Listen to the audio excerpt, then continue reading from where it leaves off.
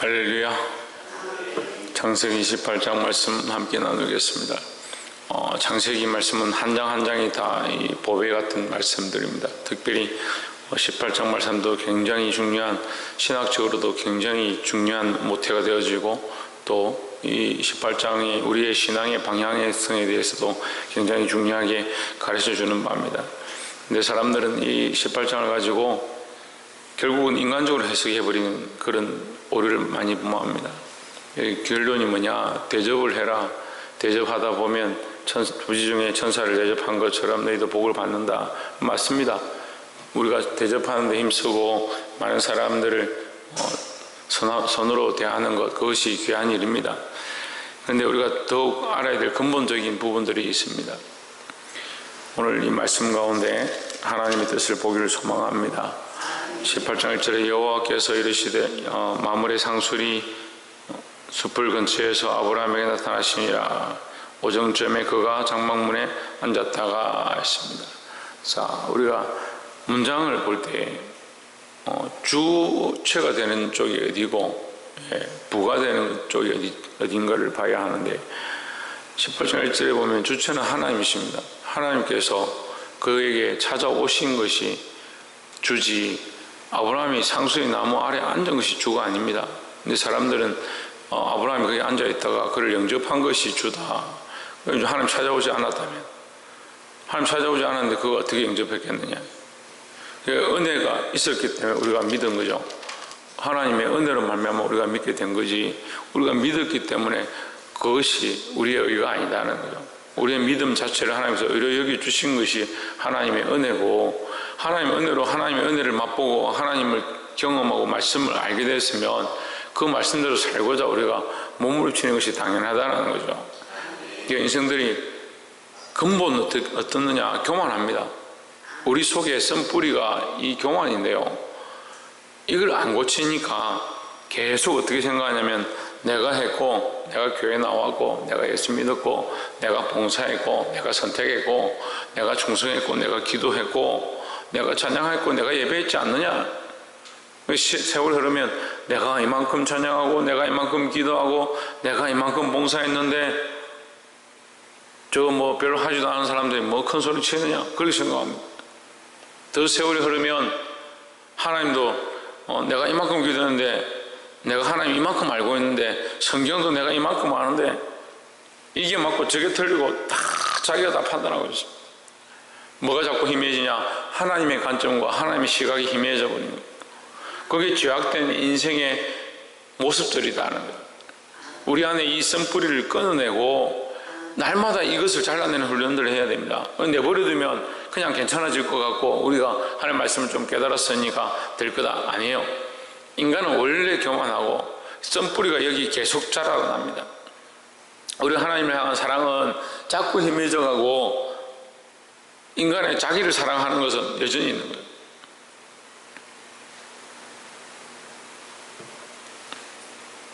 이 금식을 하면 처음에는 배가 고프니까 힘들고 어렵습니다. 그 힘들고 어려운 게 뭐냐? 자기를 향한 이 욕망, 본능, 이것을 절제하기 힘들죠. 조금 지나면 이제 그것을 완전히 내려놓을 때까지 자기가 금식을 하죠. 어느 정도 시간이 지나고 나면 더 이상 내가 내 몸과 내 힘으로 먹을 수 없는 지경에 이르는 겁니다. 그게 철저한 금식의 원리예요. 그럼 나중에는 완전히 내가 그냥 시체처럼 돼버려서 아무것도 할 수 없는.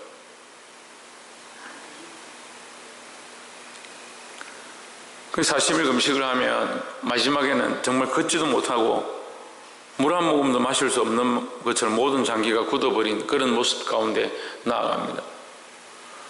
우리가 아무것도 할 수 없구나, 우리가 아무것도 아니구나, 그걸 깨닫는 게 참된 은혜다라는 거죠. 근데 인간은 한 톨이라도 한 틈이라도 뭐 자기가 했다 생각하면 다 잘났다 생각합니다. 같이 모이면요, 여자들끼리 쭉 모이면 누가 키가 크니, 누가 예쁘니, 누가 잘하니, 뭐 이런 것들을 다 얘기합니다. 남자들은 모이면 누가 운동을 잘하니, 누가 돈을 많이 버니, 이런 것들을 쫙 얘기합니다. 하다못해 손톱이 예쁜 거, 눈썹이 예쁜 거, 그런 거 자랑하는 게 인간의 습성이라는 거예요.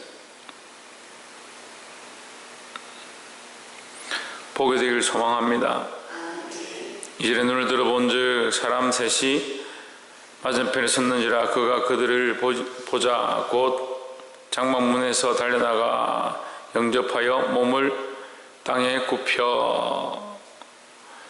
이 아브라함의 참 이 아름다운 모습이 땅에 자신을 굽혔다. 이제 알아봤던 것 같아요. 그분들이 어떤 분인지. 근데 우리가 이게 좀 어려운 게 18장 1절에서는 여호와께서 그에게 나타났다 이렇게 하는데, 이 뒤에 가면 천사들이 그에게 나타났다. 그리고 그들은 가고 여호와는 아브라함과 함께 있었다 이렇게 해석되어집니다. 어렵죠 이게. 하나님께서 그에게 나타났는데 이게 갑자기 복수가 되어지고, 복수에서도 쪼개서 한쪽 편은 소돔과 고모라로 가고, 여호와께서는 아브라함이 말씀하시니라. 여호와께서 나타나셨는데 아브라함과 말하고 있다가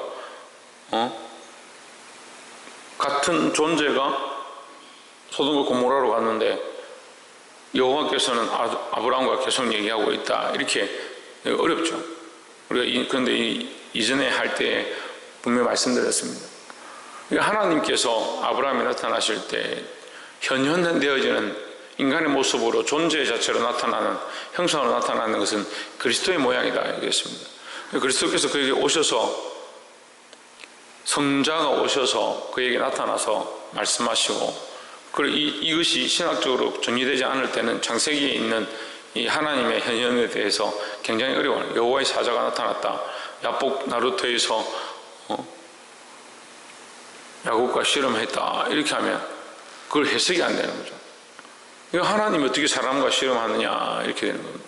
근데 성자가, 존재 자체로 출현되어지는 존재는 성자의 모양이다. 다시 말하면 우리가 지금 믿고 있는 예수 그리스도의 현현이다. 실제로 출현되어지는, 나타나지는 모습이다. 이렇게 생각하시면 됩니다. 그러니까 하나님께서는 그와 말씀하시고, 성자 그리스도는 어떻게 소돔과 고모라에 갔다 이렇게 보시면 되겠습니다. 근데 아브라함이 어떻게 합니까? 그걸 알아보고 몸을 굽혀서 영접했다 하는 거예요. 이 아브라함의 이 특성입니다. 제가 지금 말씀드리는 게 겸손인데, 인간이 원래 교만해요. 근데 아브라함의 이 참 귀한 모습이 뭐냐면, 우리가 지나간 손님이 아무리 귀해 보여도 당장 무릎 꿇고 땅바닥에 엎드리겠습니까? 성도들이 상태 안 좋으면 제가 신방을 가보면요, 물 한 컵도 안 되고 심지어는 문도 안 열어주는 집들이 있습니다. 그런데 이 아브라함이 어떻게 합니까? 영접하는데 땅에 엎드려서 자기를 굽혀서 영접하고 들어와 달라고 부탁을 하는 겁니다. 3절에 이르되 내 주여 내가 주께 은혜를 입어 사오면 원컨대 종을 떠나 지나가지 마옵시고 했습니다. 자, 여기도 순서를 보세요. 종을 떠나 지나가는 것, 지나가느냐 마느냐 이게 중요한 게 아니라, 은혜를 입었으면 이미 나는 은혜를 입었습니다. 당신을 본 것이 은혜입니다. 당신이 여기 온 것이 은혜입니다. 그렇다면 은혜를 입었으면 들어와 주십시오. 내가 영접하게 해주십시오. 대접할 수 있게 해주십시오. 이것이 아브라함의 마음이고 자세다라는 거죠. 우리가 항상 하나님 앞에서 기도하고 예배할 때 하나님이 우선이고, 하나님의 은혜로 내가 여기 있고, 하나님의 그 긍휼하심과 자비하심으로 내가 존재한다는 사실을 우리가 우리 마음속에 새기고, 기본적으로 이런 생각들을 가져야 되는 거예요. 이게 자꾸 잊어버리는 거예요. 이걸 자꾸 잊어버려요. 하나님 은혜를 줬다 생각 안 하고 내가 이만큼 했다라고 생각합니다. 점점 이것이 자라가서 뭐가 됩니까? 나는 없고 주만 있어야 되는데 주는 없고 나만 있는 거야. 한 10년쯤 신앙생활 하면 주께서 내게 주신 은혜, 첫사랑, 하나님의 거룩한 성령의 역사, 이거는 자꾸 희미해져 가고 뭐만 있냐? 나만 있고 나의 종교생활만 있고 신앙생활만 있고 이 털만 남는 거예요. 자꾸 변질돼 가는 거죠. 아까 얘기했습니다. 변질의 뿌리가 어디다? 교만이다. 교만이고 자기 사랑이다는 거죠. 그런 모습을 보면 이 아브라함의 겸손을 우리가 배워야 된다는 겁니다. 주님 앞에 이 은혜를 인정하고 하나님의 임하심을 인정하고 우리에게 찾아오셨음을 인정하고 겸손하시기를 주의 이름으로 축복합니다. 겸손은 다른 게 겸손이 아닙니다. 하나님을 높이고 하나님이 하신 은혜를 기억하고 그 앞에 엎드릴 수 있는 것, 그것이 참 겸손이다라는 거죠. 두 번째는 12절에 사라가 속으로 웃고 이르되 내가 노쇠하였고 내 주인도 늙었으니 내게 어찌 낙이 있으리요. 14절 여호와께서 아브라함에게 이르시되 사라가 왜 웃으며 이르기를 내가 늙었거늘 어떻게 아들을 낳으리요 하느냐. 왜 웃느냐? 이게 웃을 만한 일이죠. 인간 편에서는 웃을 만한 일이죠. 사람의 입장에서는 웃을 만한 일이고 합당한 일입니다. 근데 하나님 편에서는 합당치 않다는 거죠. 근데 우리가 말씀을 사람의 편에서 보기 시작하면 이게 사람의 말이 되는 거예요. 근데 말씀은요 하나님의 음성입니다. 그러니까 하나님의 음성에서 하나님 마음을 보고 하나님 뜻을 보고 그 말씀과 그 뜻을 따라 살기를 힘써야 된다는 거죠.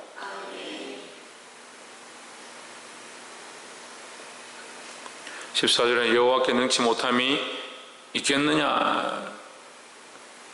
누구에게요? 예, 하나님께 능치 못함이 있겠느냐.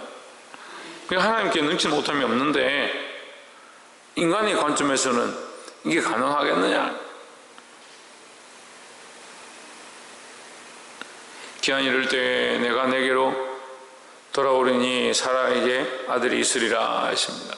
여러분, 능치 못함이 없는 것, 그것이 하나님의 역사고 하나님의 이름이다. 어제도 우리가 말씀과 나눴지만 하나님의 이름이 뭐냐? 전능하신 자, 전능자다. 그게 엘샤다이라 했습니다. 하나님께 능치 못함이 없다라는 거죠. 우리가 이것을 믿으면 능치 못한 은혜를 맛보고 하나님이 하신 일을 볼 수 있다라는 거죠. 이게 우리의 능력이 아닙니다. 제가 전에도 진짜 간증과 가짜 간증을 이렇게 구별해야 된다 했는데, 진짜 간증과 가짜 간증을 어떻게 구별하느냐? 하나님으로 시작해서 자기로 마치는 사람이 있습니다. 간증을 하면요, 자기로 시작해서 자기로 마치는 사람이 있습니다.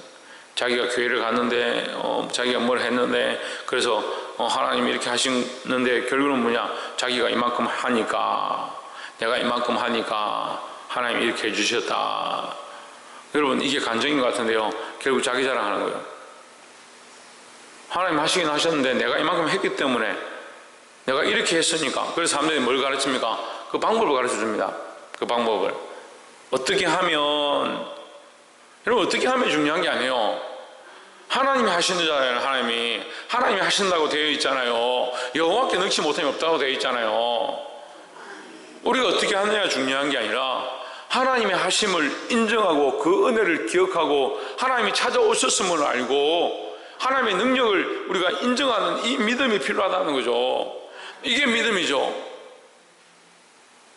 근데 간증하기 시작하면 다 뭐 합니까? 내가 했다, 내가 이렇게 했다, 하나님이 하셨다, 나는 아무것도 아니다, 하나님께 나는 쓰임받았다, 나는 도구였다, 내가 이렇게 쓰임받음으로 하나님의 은혜가 있다, 여전히 하나님 지금도 일하고 계신다, 그 하나님을 드러내는 거예요.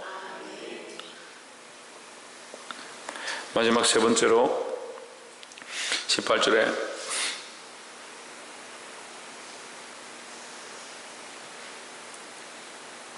아브라함은 강대한 나라가 되고 천하 만민은 그를 인하여 복을 얻게 될 것이 아니냐.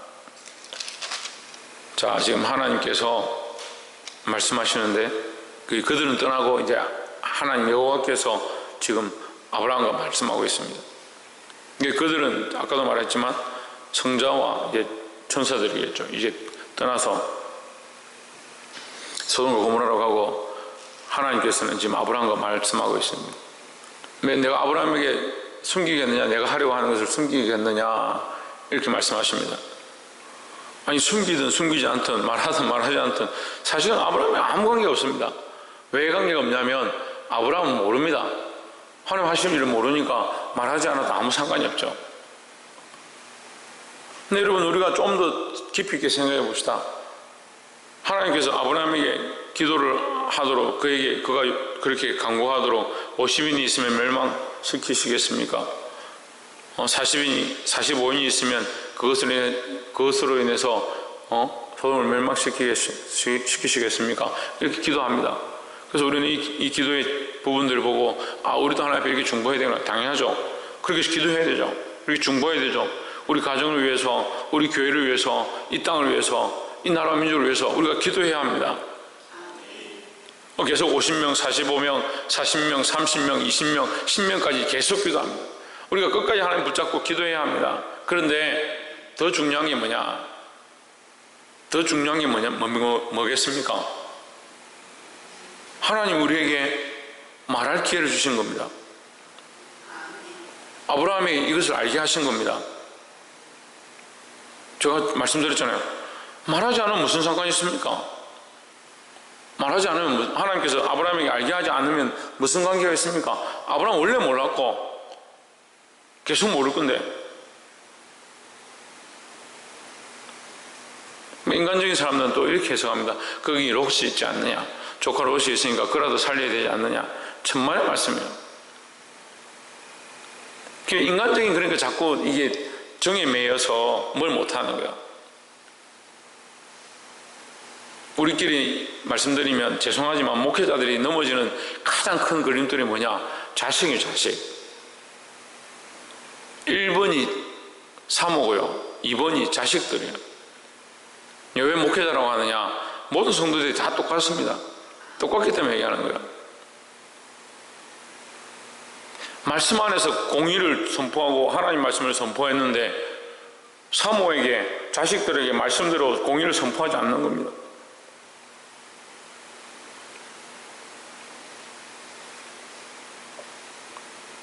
제가 후배 목사님 한번 만나서 얘기하다가 그 얘기해서, 하나님 앞에서 하나님이라면 어떻게 하겠냐?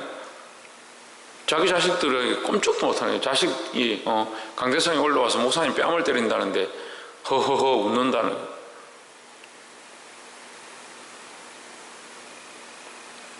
4살 5살. 이 웃을 일이 아니죠. 하나님 우리에게 알게 하시는 것, 하나님 우리에게 보여주시는 것, 우리에게 말씀해 주시는 것, 이 말씀을 듣고 깨닫고 알게 되어지면 그게 하나님의 은혜예요. 지금 아브라함에게 말씀하시는 것 자체가 은혜입니다. 그에게 이것 사실을 가르쳐 주신 것이 은혜라는 거죠.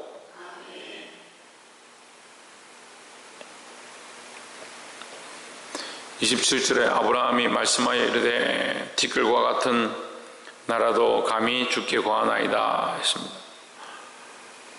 자신이 티끌과 같은 존재임을 아는 겁니다, 아브라함이. 그런데 하나님께서 이 티끌과 같은 존재에게 뭘 주셨냐? 인격을 주시고 생기를 주시고 생명이 되게 하시고, 더 나아가서 인격적 존재로 하나님과 대화하게 하셨습니다. 그러니까 우리가 이 말씀을 좀 더 깊이 생각하면 하나님은 우리를 어떻게 보시느냐? 정말 인격적 존재로 생각하는 겁니다. 살아있는 존재로 생각하고 우리를 귀히 여겨주십니다. 그런데 우리는 어떻게 생각하느냐? 우리는 하나님을 인격적 존재로 잘 생각하지 않습니다. 그래서 우리의 삶의 많은 순간들을 이 부분은 하나님 앞에 기도해야겠구나, 이 부분은 하나님께 물어야겠구나, 이 부분은 하나님께 드려야겠구나, 그런 생각 안 합니다. 이 하나님께서, 전능하신 하나님께서 능치 못함이 없겠느냐 하시는 하나님께서 충분히 판단하셔서 하실 수 있는 일을 아브라함에게 숨기지 않았는데, 우리가 전능한 줄 자꾸 착각해서 우리가 충분히 할 수 있다고 스스로 판단해 전능한 일처럼 일을 다 해버립니다. 하나님께 묻지 않고. 그 전능하신 하나님이 뭐 부족해서 우리에게 묻겠습니까? 우리에게 말씀을 가르쳐주고 이 시대를 분별하게 하고 우리 가정에 일어날 모든 일들을 보게 하시겠습니까? 근데 생각이 원래 교만한 사람들은요, 원래 우리가 이 정도 자격이 된다 착각하는 거예요. 하나님 우리를 인격적으로 대해 주십니다. 우리가 하나님을 최소한 인격적으로 대해야 되는 거예요. 살아계신 존재로 생각해야 되는 거죠. 하나님 살아계신 존재로 나와 함께 하신다면 그 하나님께 묻고 그 하나님 앞에 엎드리고 그 하나님 앞에 기도하는 것이 당연하지 않습니까? 말씀 맺겠습니다. 32절에 아브라함이 또 이르되 주는 노하지 마옵소서. 내가 이번만 더 말씀하리이다. 거기서 10인을 찾으시면 어찌 하려 하시나이까. 이르시되 내가 10인을 인하여도 멸하지 아니하리라 했습니다. 하나님 끝까지 아브라함의 기도를 들으십니다. 우리도 또한 하나님의 음성을 들어야 합니다. 하나님 우리를 사랑하시는 것처럼 우리도 하나님을 사랑해야 하고, 하나님 우리에게 말씀하시는 것처럼 우리 또한 하나님을 인정하고 그 앞에 엎드리고 기도할 수 있는 저와 여러분 되기를 주의 이름으로 축복합니다. 기도하겠습니다.